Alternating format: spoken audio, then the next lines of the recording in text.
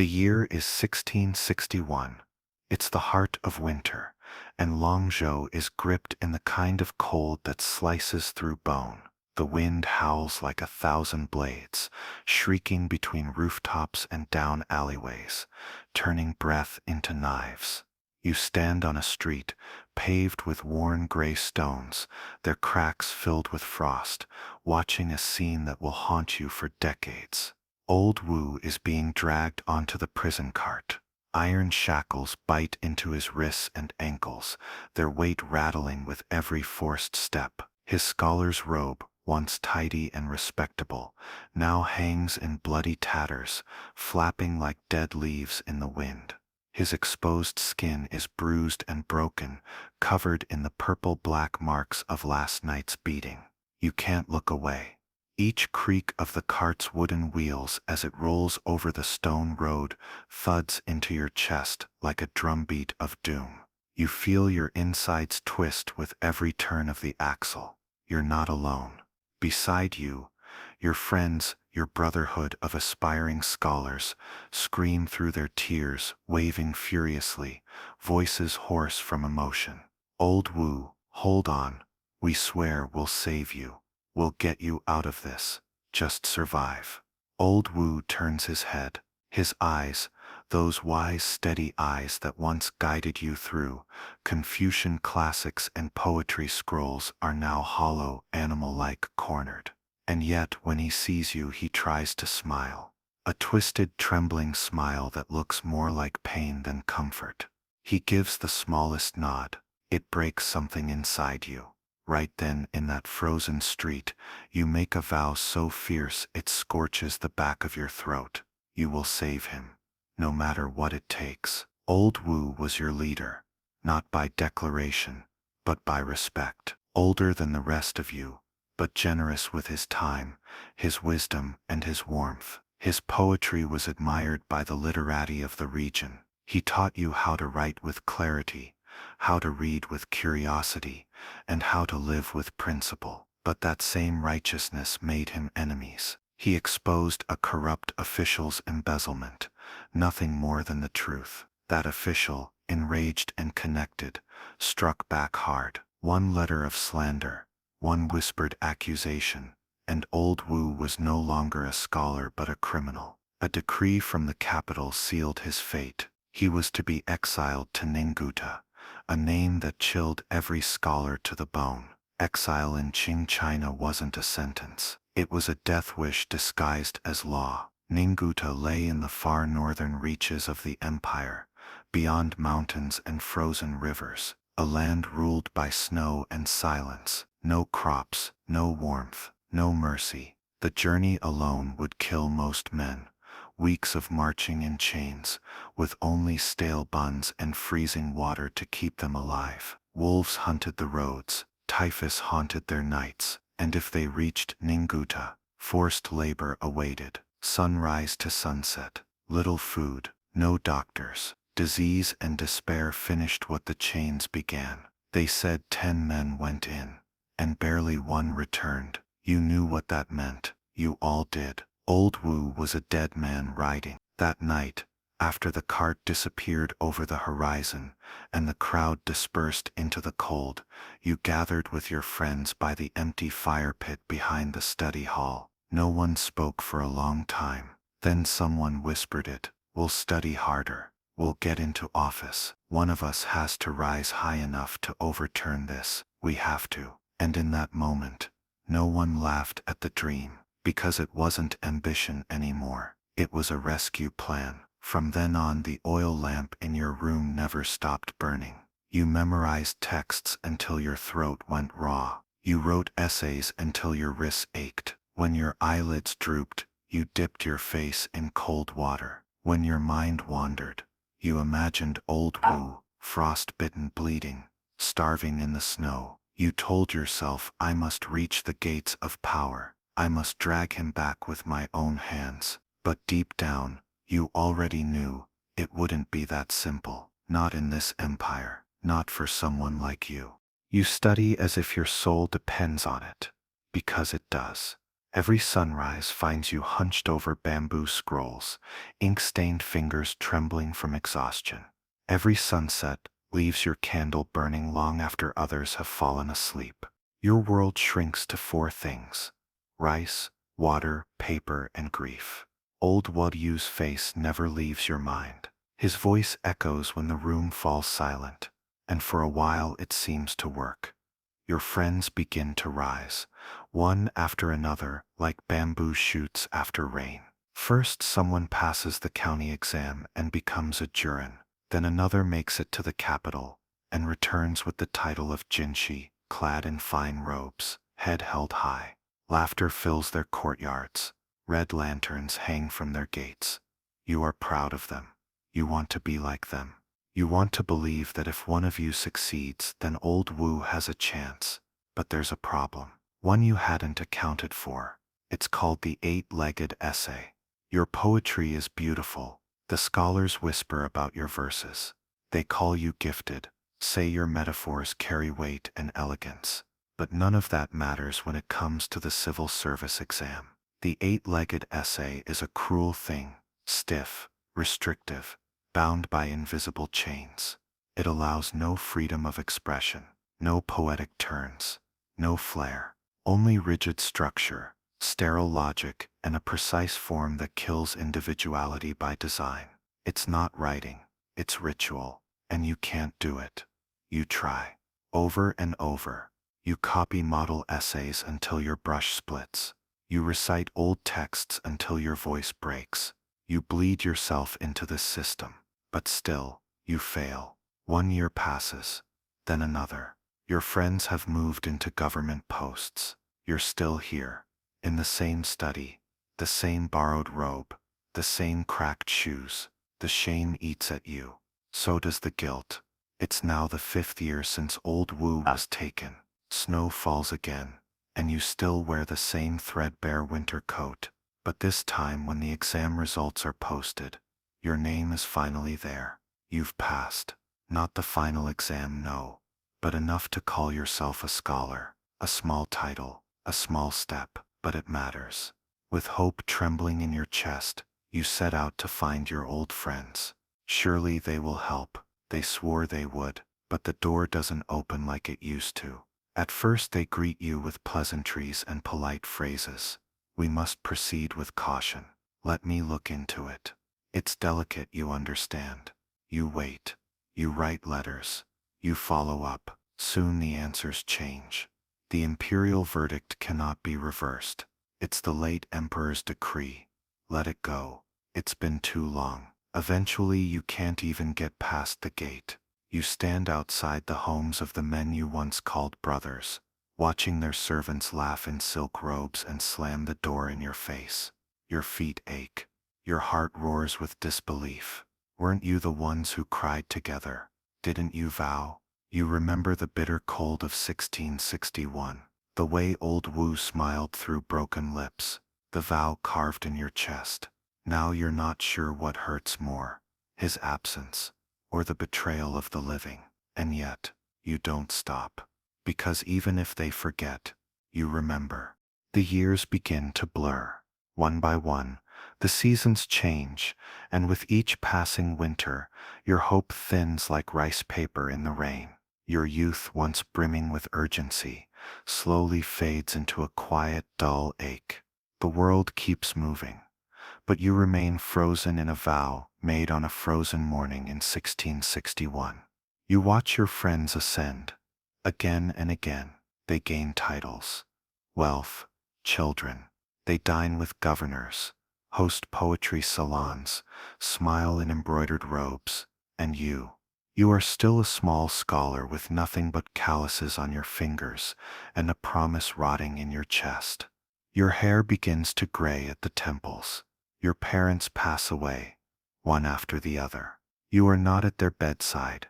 You're at the examination hall, still chasing rank, still chasing the power to help a man the world has already forgotten. You burn incense before their tablets, but the guilt never leaves. Your wife, your quiet, patient, exhausted wife, works herself sick supporting you. She sells jewelry, pawns heirlooms, men's clothes deep into the night, while you scribble essays by candlelight. You barely notice her decline, not until it's too late. One morning, she doesn't rise. The doctor arrives. He shakes his head. You bury her alone. You raise your child by yourself, a boy with tired eyes and a hungry stomach. He learns early not to ask for toys, or new shoes, or your attention. You love him, but your grief builds a wall you can't climb.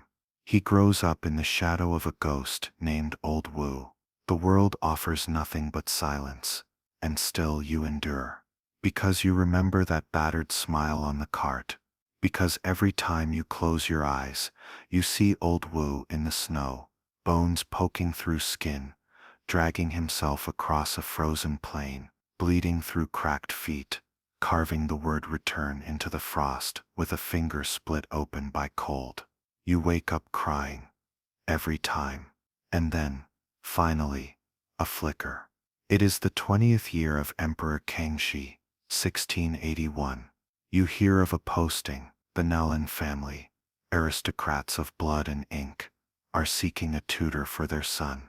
You shouldn't dare apply. They are royalty. You are barely tolerated. But the young master Nalan Long is a lover of poetry. And if there is one thing you have left, it is poetry. You take your finest verses, written during your darkest nights, and walk up to the carved gates of the Nalan estate. You are poor, gaunt, and trembling. You have no connections, only ink. You wait in silence. You are ready to be laughed at. But fate for once is merciful. Young Master Nalan reads your poems. His eyes light up. You are hired. In the months that follow, something strange happens. You teach the young man to refine his tone, balance his metaphors. He in turn offers you courtesy and warmth. He listens to your ideas. He respects your thoughts. You are for the first time in decades treated not as a beggar, but as a man. But you do not forget. Late at night, you lie awake in the guest quarters, staring at the beams of the ceiling, hearing the wind whistle like the past calling your name.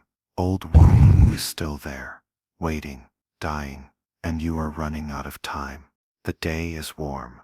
Golden sunlight spills through the carved wooden windows of the Nalan study, dappling the floor like scattered ink. Outside, birds call softly from plum trees. The house is quiet, peaceful, too peaceful for what you're about to do. Your heart races. Your palms sweat. You've rehearsed this moment in your head 100 times. But now, as you kneel before young Master Nalan, none of the practiced words come. Your voice breaks almost immediately. My lord, I have one plea. A plea not for myself. Tears pool in your eyes, but for a friend. You unfold the worn letter you've carried like a relic. The ink is faded, but the pain still breathes through every brushstroke. You bow lower, placing the letter on the lacquered table like an offering to heaven. Young Master Nalan does not move for a long time. Then he picks up the paper and begins to read. The words come slowly at first. Descriptions of cold, hunger, disease, of lashes and forced labor, of snowstorms that swallowed men whole, of silence, endless silence. Then a line written in crooked frozen calligraphy, so faint it seems carved with a fingertip dipped in blood. I have wandered long, 10 years, deep debts unpaid, between life and death. You are still my brother. Nalan's hand tightens, his lips part. He does not speak, but his eyes are wet. This letter does more than stir sympathy. It strikes a wound inside him he never knew was open. Because in this age of masks and mirrors, of court games and shifting loyalties, who has not lost a friend to ambition? Who among the powerful has not left someone behind? The letter is not just a cry for help. It's a mirror, and it cuts deep. That night, you return to your quarters with no promises, only silence. But something has changed. The next day he speaks. This case, it's bound by imperial order. The previous emperor's verdict. I cannot ask the Son of Heaven to reverse it. His tone is gentle but final. You bow low, you understand. And yet, the silence after you leave is different now. It's heavier, thoughtful, still. Weeks pass, then winter comes again with snow like feathers and wind like glass. You sit alone by the oil lamp, staring at old Woj's portrait. His eyes seem to flicker in the light, as if watching you from beyond. Then a knock at the door. You open it. A post courier, half frozen, shivering violently, pushes a letter into your hands. From Ninguta, your fingers shake as you tear it open. It smells like damp earth and dried blood. The ink has run in places, smudged by tears or rain or both. But you can still read it, and what you read unravels you. Old Wojpas is dying. Each line is a struggle, pain pressing through every stroke. He speaks of open sores, of blackened toes, of hunger so cruel it has made men eat bark. Or worse, he speaks of fever dreams and forgotten names. He speaks of you. I know not if you still live or if memory has forgotten me, but I write as if you were beside me. Just once more, I write to remember warmth.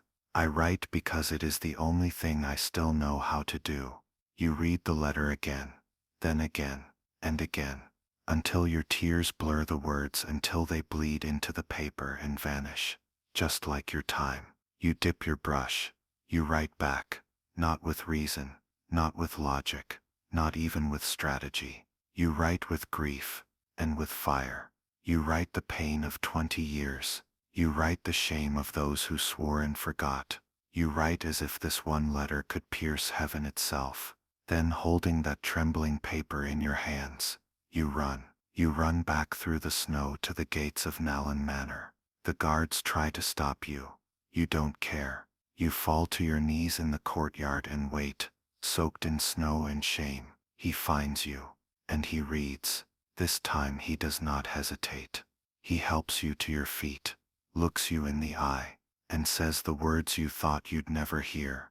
Give me time. I swear it. I'll bring him home. The years roll forward again. You don't know how or when, but something begins to shift. The letter you wrote, the one soaked in tears and fury, somehow finds its way beyond the halls of Nalin Manor. It lands on the Emperor's desk. You'll never know who delivered it. Maybe it was young Master Nalin.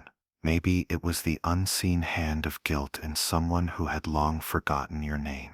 But one day, in the silence of the throne room, the young emperor reads your words, and something in him stirs. He has ruled since he was a child. He's buried enemies and outlived allies. He has known betrayal, seen death in the eyes of regents, and lived through the treacherous war that secured his throne. Now he reads a poem about friendship, of death and loyalty, of a promise not broken by time or ruin. 10 years lost in snow, one heart still warm. He whispers it aloud. Then he closes his eyes and nods. The news doesn't come with a trumpet or decree. Instead it trickles. An official whispers to another. A scroll is stamped quietly. A document vanishes from a ledger. But eventually someone comes to your door, and they say, his sentence will be paid in silver. He is to be released. The year is 1691. It's been 30 years since you watched old Wu chained to that cart. Now he returns, not as the man you knew, but as what time and frost have made him. His hair is white, his eyes are sunken, his back bends under the weight of 3 decades of winter. But he lives, and that is enough. The city erupts in noise. Old friends who turned their backs now fall over themselves to show devotion. They weep in public, speak of lifelong regrets, praise the emperor's mercy, and whisper of how they too petitioned behind the scenes. They want their names in the story. They want your silence. But one name they do not dare erase is Nalin, and yours. Old Wu visits Nalin Manor in silence. He bows deeply, offering his thanks. And then he asks, quietly, do you know where he is? Nalin smiles. He leads old Wu to the study. There, hanging on the wall in neat calligraphy, is a single line. This is where little Wu once knelt to save old Wu. Old Wu staggers back. His knees give out. His breath catches. Because in 30 years of snow and scars he truly thought that no one had remembered. That you had spoken sweet words then walked away. But now he knows. You stayed. You stayed when the world left. They say you became famous. They say your poem spread across the empire, quoted in scholars' circles and sung at tea houses. That it became part of history, not as a tale of war or kings but of something rarer, of a man who remembered. You never asked for fame. You only wanted one thing, for a friend to come home. History is strange. It remembers emperors, generals, and wars. It carves their names into stone. It paints their faces into scrolls. It calls them great. But sometimes, just sometimes, it leaves room for someone else. They say you lived modestly. Even after the fame came, that you refused gifts, that you never sought rank, that you kept teaching, kept writing, and kept that one letter from Ninguta folded inside your journal, until the day you died. They say old Wu visited you every winter. He brought wine and silence. And when the snow began to fall, the two of you sat by the window, saying nothing, because nothing needed to be said. You had both seen what power could do, and what it could not. When you passed, they wrote poems for you, not because of your title. You had none, not because of your wealth. You died poor, but because you had kept your word in an age where most men forgot their own faces. They placed your calligraphy in a museum once briefly. Most visitors walked past, but one child, curious, slow, small, stopped and stared at the worn scroll. Its ink faded by time. His mother tugged his sleeve. "It's no one important," she said. "Just some old scholar." But he kept staring at the line on the wall, 10 years lost in snow, one heart still warm, and perhaps that is enough, not to be remembered by all, but to be remembered by someone.